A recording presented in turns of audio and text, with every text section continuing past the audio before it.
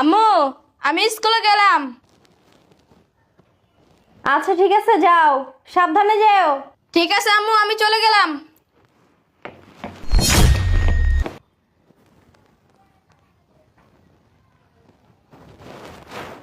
যাক, ও চলে গেছে স্কুলে। আম্মু, আজকে আমি স্কুলে যাবো না। আমি স্কুলে যাওয়ার পর তুমি কাকে বাসায় আনো সেটা আমি দেখবো। যাক, এখন আমার বয়ফ্রেন্ডকে একটা ফোন দিই, বলি ওরে আসতে, বাসা পুরো ফাঁকা। হ্যালো, হ্যাঁ কই তুমি? আমার ছেলে তো স্কুলে চলে গেছে, তুমি বাসা চলে আসো, এখনই আসো।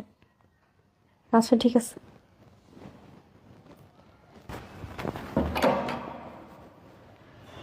চলে আসছো? হুম।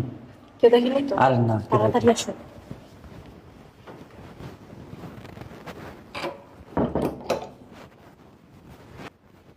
ও আম্মু, এই ব্যাপার। দাঁড়াও, তোমার ব্যবস্থা করতেছি। আসো, বেডরুমে আসো।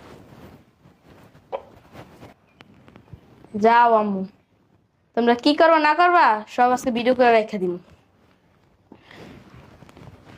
শোনো না, বলো। তুমি আমার একবার তোমার করে নাও না।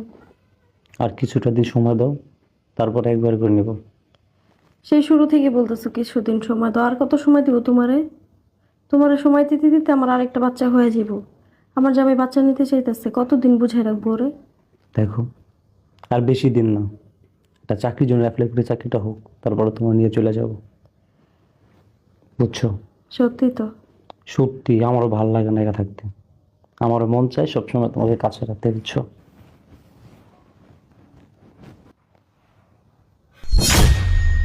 কি দেখো আমার হাতে? তুমি আগে থেকে অনেক সুন্দর হয়ে গেছো।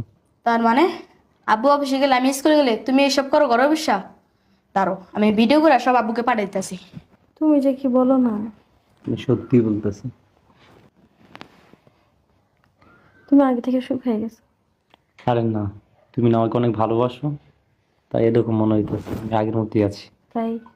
হ্যাঁ, আর তুমি যত দিন যায় তত তুমি সুন্দর হইতেছো।